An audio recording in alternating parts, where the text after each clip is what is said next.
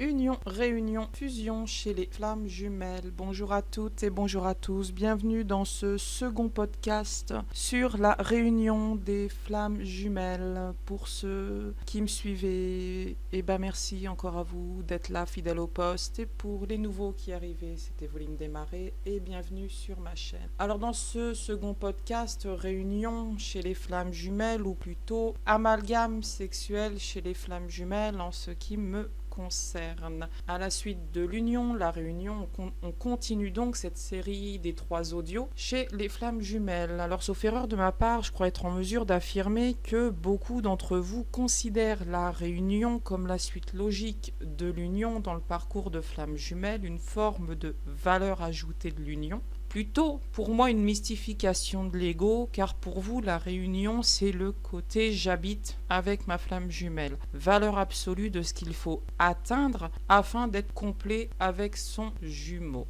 Pourtant, cette notion spirituelle d'une valeur d'âme à âme, la réunion ressemble plus à l'acceptation par les 2 jumeaux du lien mystique qui les unit. D'ailleurs, pour Rome, pour de nombreux spiritualistes, la réunion, c'est l'union des mots âme, âme, qui deviennent, dans une sphère mystique et universelle, la relation âme-ma. L'union du masculin et du féminin, du yin et du yang, l'union de 2 âmes dans la sacralité de Dieu, et surtout âme, miroir de ma. C'est l'équilibre des 2 âmes, âme-ma. Quand l'une acquiert le chemin de vie matériel et que l'autre moitié d'âme acquiert le chemin de vie spirituel. Âme-ma, c'est je suis moi, jumeau ou jumelle, dans l'identité de mon jumeau. Je suis moi, mais je suis l'équilibre de mon jumeau. Quant à mon jumeau, lui, il est dans l'identité de la jumelle que je suis. Mon jumeau est lui, mais dans l'équilibre de moi. Pourquoi ? Parce que mon jumeau est mon miroir et je suis le miroir de mon jumeau.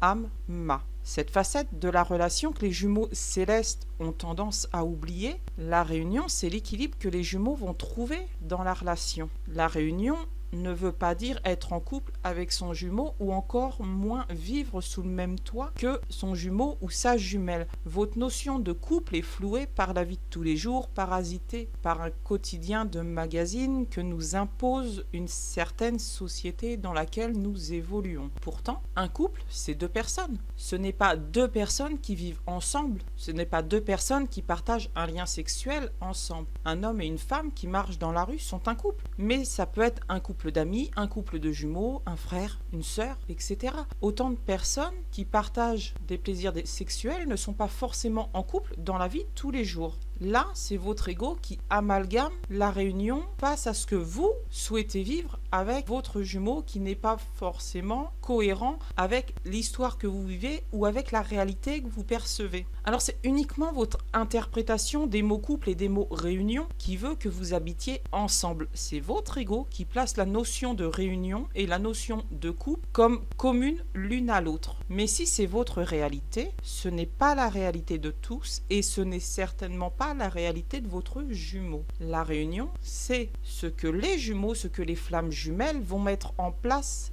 afin d'être en équilibre dans leur relation. Et pour ça, il existe différentes solutions pour réunir les âmes, mais elles ne passent pas par l'union des corps. La réunion des âmes ne passe pas par l'union sexuelle. Le sexuel appartient au matériel, l'âme appartient au spirituel.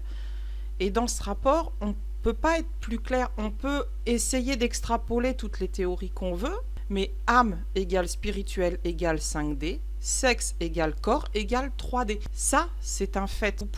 Votre ego peut venir vous raconter l'histoire que vous voulez pour rassurer. Âme spirituelle 5D, sexe, corps 3D. C'est un fait. Pas moi qui l'invente, je suis désolée. Alors, avec mon jumeau, nous, on s'était promis de toujours tout se dire. De jamais se mentir, promesse qui au vu du comportement de nos tiers s'y tiendra pas. Certains mettront ça sur le comportement chaser ou machiste masculin, préférant parfois me mentir plutôt que de me faire souffrir. Alors j'ai toujours su ma tierce à courir les filles. Il a souvent montré à mon jumeau des photos, on va dire, de ses conquêtes. On va pas rentrer dans les détails. Parfois plusieurs en même temps. On a, avec mon jumeau, une fois passé une soirée à délirer sur le comment ma tierce gérait son emploi du temps. Une façon que mon jumeau avait de relâcher un petit peu la pression, de me faire passer à autre chose, de me faire quelque part accepter les choses. Pourtant, il m'a avoué une fois qu'il avait parlé de ma tierce à ses frères, pensant que je continuerais ma route avec ma tierce, que les frasques de ma tierce n'étaient dues qu'à une forme de crise de quarantaine, que ses frères pourraient s'entendre avec ma tierce ayant divers points communs. Je lui en ai voulu. Je lui en ai voulu parce que ne serait-ce que l'idée de penser que je pourrais continuer ma route avec un homme qui m'avait trahi, qui m'avait manqué de respect, et surtout qui s'était jamais excusé, trouvant son comportement normal, j'ai réagi stupidement en lui disant que si tel était le cas, je couperais les ponts avec ses frères, avec lui. Je lui ai dit ça direct, cash catégorique. Moi, mon idée, c'était de plus souffrir. Ce que je lui ai renvoyé ce jour-là, je suis pas sûre que c'était pas souffrance quelque part. Avec le recul de la discussion, parce que ça a bien facilement 5 ans cette histoire, 5-6 ans, dans cette histoire de réunion sexe, corps et plus si affinité, se pose la réelle question de ce que nous trouvons normal et que notre jumeau perçoit comme anormal. Si nous sommes le miroir de l'un de l'autre, si les flammes jumelles sont le miroir, âme, l'un de l'autre. Est-ce que ça sous-entend que mon jumeau avait déjà pardonné la trahison? Là, c'est moi qui extrapole. La trouvant presque normale dans la société dans laquelle nous vivons et où finalement tout le monde avait déjà été infidèle. J'extrapole aussi. Il ne m'a jamais posé les mots comme ça. Mais une dame, par contre, un jour m'a parlé de ça. Mon jumeau, lui, partait du principe où, de nos jours, c'est courant de voir qu'un homme trompe sa femme. Personne ne veut croire qu'un homme puisse être fidèle à sa femme. Les femmes, elles, ne trompent pas leur mari. C'est ce que mon jumeau m'avait dit, ça m'a plutôt fait rigoler. Et il a pris un ton sec pour me dire « Eh oh, Evo, je suis sérieux là ». Mais pour moi, voyez, si tous les hommes sont volages, ils ne sont pas tous homosexuels, donc les hommes trompent leurs femmes. Ok, mais ils le font avec d'autres femmes et potentiellement des femmes mariées pour être tranquilles. Alors j'ai avec ma réflexion casser l'idée même de la femme parfaite, fidèle, qui attend son mari à la maison, pendant que monsieur, lui, s'envoie en l'air avec la dernière. Mais pourtant, c'est une réalité tous les jours, du quotidien, c'est un vécu de beaucoup d'entre nous.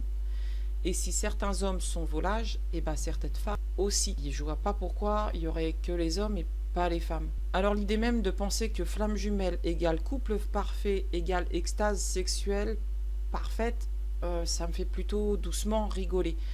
On vit dans une société qui se complaît dans l'idée du sacro-saint mec macho qui s'envoie en l'air avec toutes les filles qu'il veut, mais où la femme est une mère de famille frigide qui éprouve aucun désir sexuel, et surtout où monsieur, lui, il a la chance d'être le tombeur d'un soir. Et manque de peau les filles, si vous, madame, vous tentez ou vous vous complaisez dans l'idée d'être la tombeuse d'un soir, vous êtes tout de suite une traînée, une salope, une fille facile.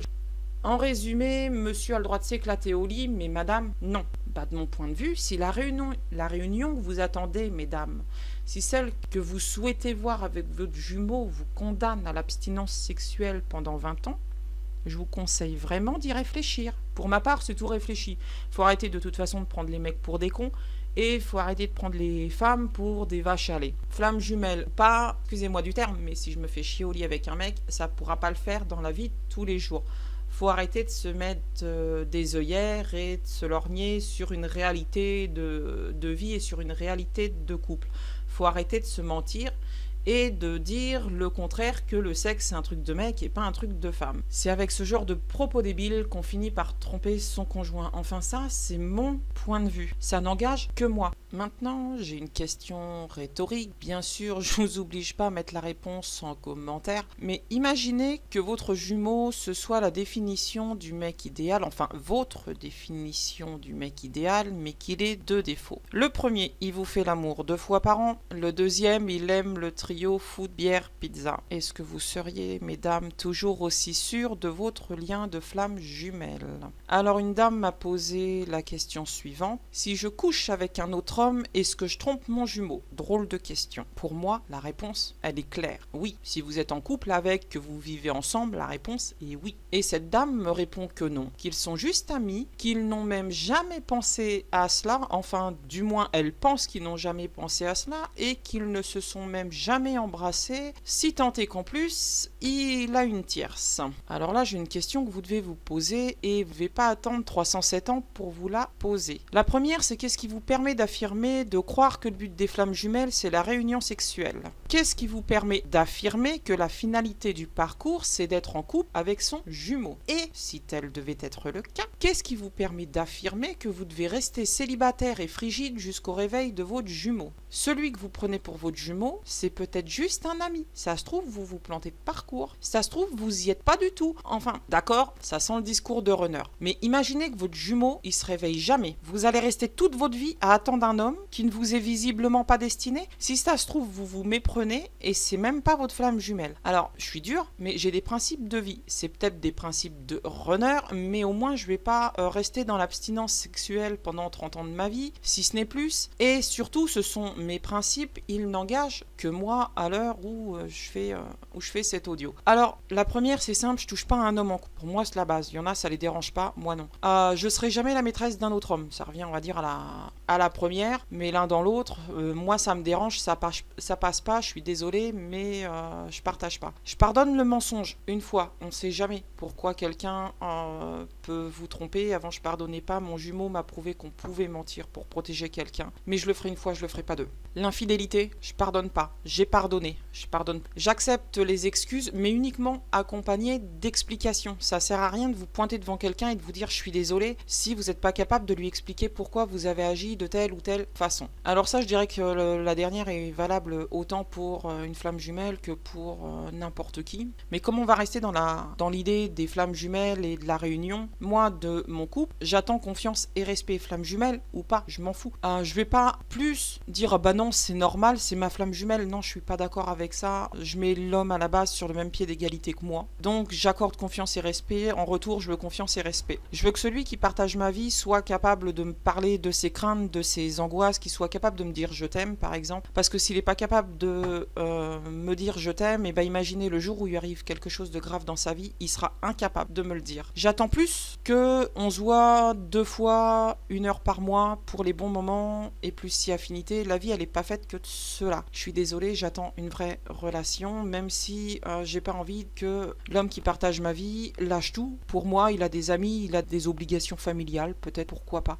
Il a des sports qu'il aime, des activités, peu importe. Et vous aussi, vous devez avoir vos principes, vos limites que vous ne franchirez pas. Pour moi, une dame qui me demande si coucher avec un homme, c'est tromper son jumeau alors qu'elle n'a pas de relation sexuelle avec, qu'elle n'est pas en couple avec, ça me pose problème. Parce que franchir ses limites, c'est comme vous manquer de respect à vous-même. Flamme jumelle ou pas. Trop de personnes excusent leur comportement amoureux parce que c'est ma flamme jumelle. Bah non, pour moi, je suis désolée, mais et je suis assez claire dans mes vidéos. Parcours flamme jumelle, il n'y a pas de relation sexuelle. Et là, vous venez me voir en me disant je suis amoureuse de mon jumeau. Ça, pour moi, c'est une relation âme-sœur. Mais l'un dans l'autre, flamme jumelle, âme-sœur ou ce que vous voulez, mettez les noms que vous voulez, peu importe, j'aime pas les étiquettes de toute façon. Mais arrêtez de vous complaindre dans des principes et gardez vos limites. Qu'est-ce qui, à quel moment ça vous manque de respect? À quel moment là, la personne en face de vous va trop loin pour vous? Ça se trouve, pour elle, c'est normal. Pour cette personne-là, elle n'a pas les mêmes limites que vous. C'est pas les limites de la personne que vous avez en face de vous que vous devez respecter. C'est vos propres limites.